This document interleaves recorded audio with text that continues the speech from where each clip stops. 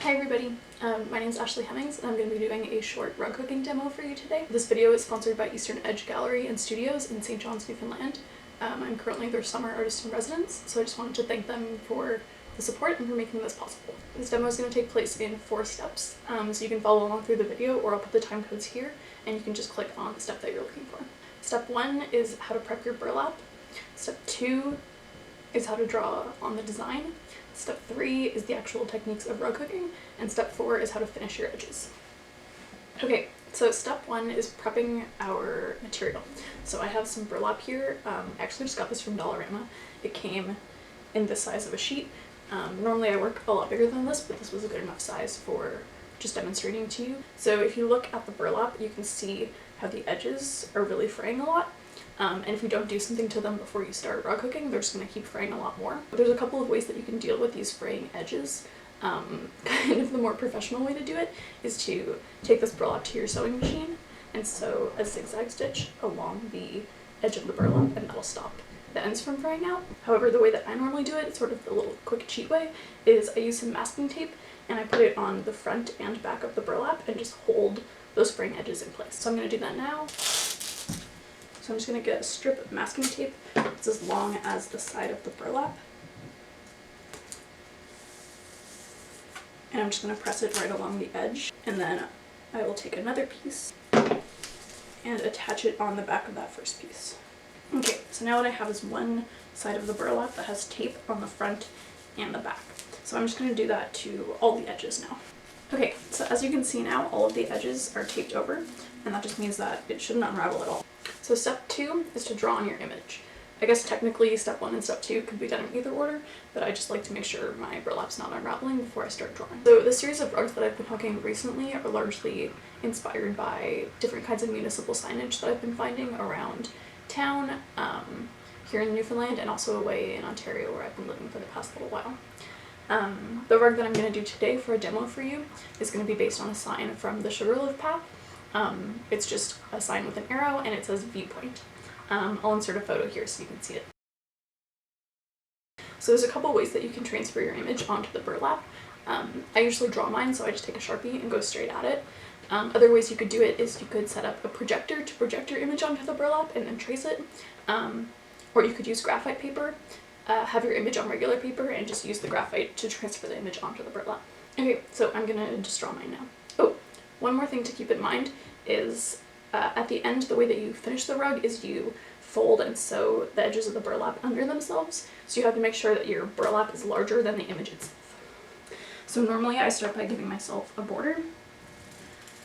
So I know that this rug is going to be rectangular, not square.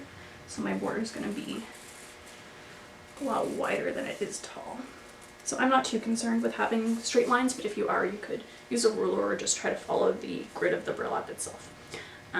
So see, even on the sides where I went long with the rectangle, I made sure to leave some space on the edge so I can fold it under later when I sew it closed.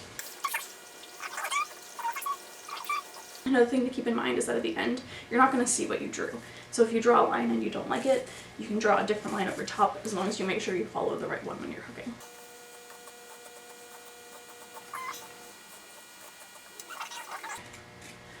What I usually do actually, that I forgot to do today, is use a colored marker to do the draft. So when I'm drawing things over top of themselves, you don't have double black lines. So I'll do the draft in a colored marker and then go in with the Sharpie later to get the final line. But I can make it work this way.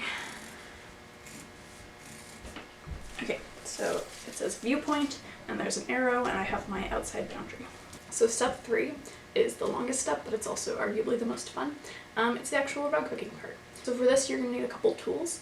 You're going to need a rug hook. It's basically just a very small topped crochet hook. I don't know if you can see that in there.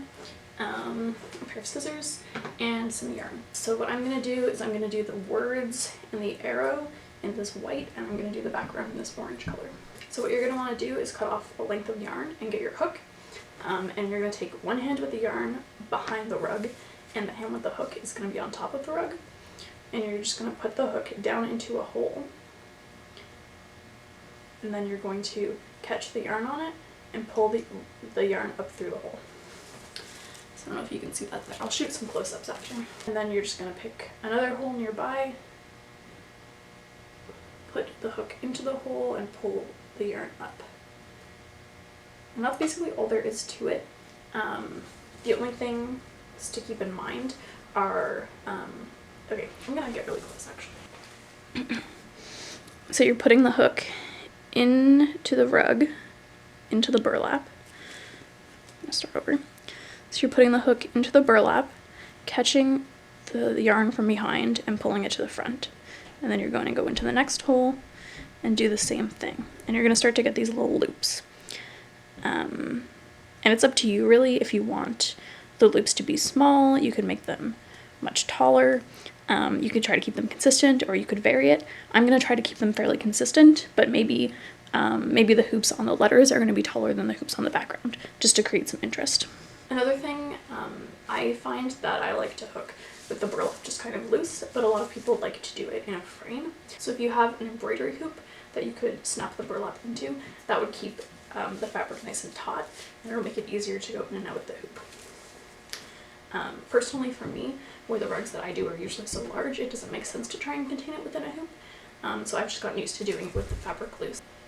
So I'm gonna go ahead and hook a whole bunch of this rug. I'll check in with you every so often. Yeah, we'll see how it goes.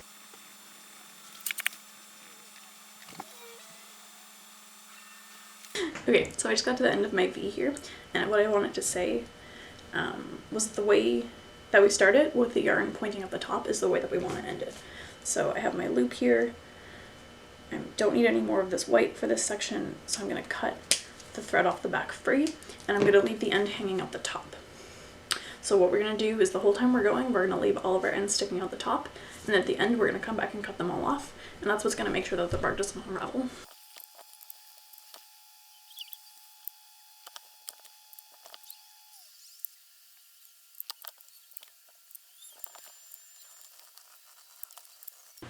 Hi guys, so I just want to cut back in because I got the text done, so I just want to show you what it looks like. It's still a little bit messy, and oh, I just realized I missed the middle of the E, I'll get to that. It's still a little bit messy and there's lots of ends sticking up, but once I clean up the edges and we start getting the background color in, it's going to make the letters look a lot more crisp. So I'm going to finish this E and start in on the background color just to show you guys how it cleans up the letters, and then I'm going to go work on this off camera for a while. One more thing I wanted to say before I get going is just that there's multiple different ways of filling in the background with the color. You could sort of use the grid and fill in each individual dot, or you could fill in every second row of lines or every third depending on how thick your yarn is. But I tend not to follow the grid. I like to sort of go in a random pattern, just because when you do follow the grid, you can see the lines, and that gives you a really clean look if that's what you're looking for, but that's not usually what I'm looking for. Yeah, so I'm going to go ahead and fill a little bit of this in, and then I'll check back in.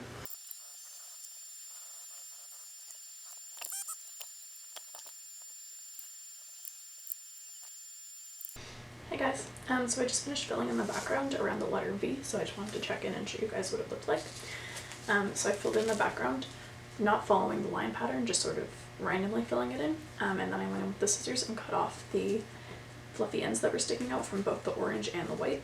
So you can see that the V itself is a lot more crisp and a lot easier to read now that it has a background around it. So I'm going to continue. I usually like to fill in the background closest to the letters first, just to make sure that they're really secure in there and that I'm happy with the shape.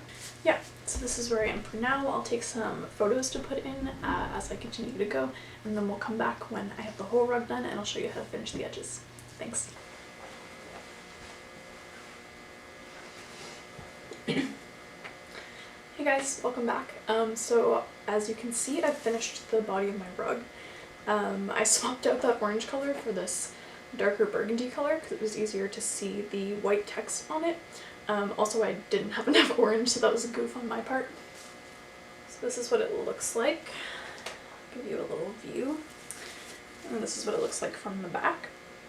Okay, so now the next step that I'm going to show you is how to sew under and finish the edges of the rug. So the first part of that step is to take off the tape that we put on in the beginning. So the tools that you'll need to sew the edge under are some scissors, some yarn in the color that you used for the main background of the piece, and a large either darning needle or a tapestry needle.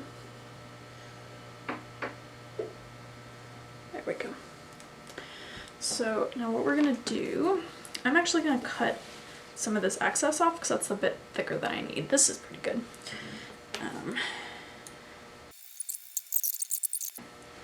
So you want to make sure the raw edge is folded in once and then fold it in a second time. I might do 3 turns just to be safe. Why not? Okay. So to start, I'm just gonna stick my needle through these layers and tie the thread in a knot. Now, I've experimented with a couple of different ways of finishing off these rugs, and this is just the way that works for me. But you could probably find other ways online. Okay. So what I'm gonna do is I'm actually gonna poke the yarn right through the rug so that it comes out the front. And I'm gonna pull it all the way in. So it's coming straight from the back out to the front. And then I'm gonna move a little space ahead and then just go back in. And because the yarn's the exact same color, you're not even gonna see where I went through on the front. See that? Then I'm gonna skip some space, go back out to the front, and do it again. Okay, so all I really do for corners is just like fold it over, but I might even do sort of a triangular fold in and then fold up if the corner's too thick. I think of this one, I can fold it in such a way that you can't see it from the front. So we're gonna try this. Another thing I normally do with the corner is just sew the burlap layers into each other a little bit. Just because it gets a little thick around here, I want to keep everything nice and tight. I'm just gonna go through all the burlap layers 1 or 2 times. I'm losing my thread here. And then just come back out and tack it to the front of the rug.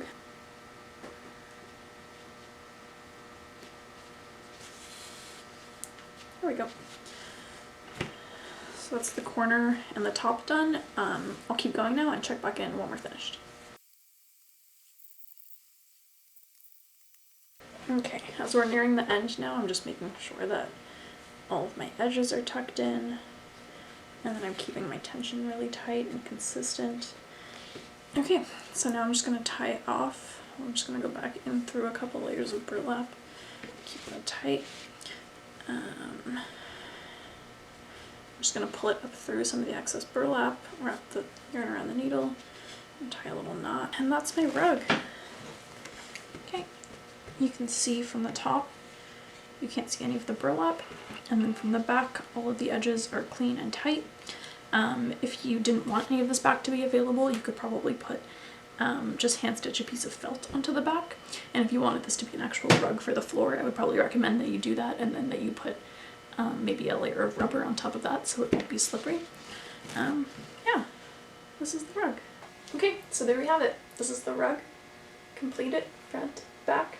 Yeah, that's it. I just want to thank everyone for tuning in today, and I want to thank Eastern Edge Gallery for supporting this project and picking me to be their summer artist in residence. It's a really great opportunity, and I'm super thankful for it. Okay, so thanks everyone. I hope to see you soon. Bye bye!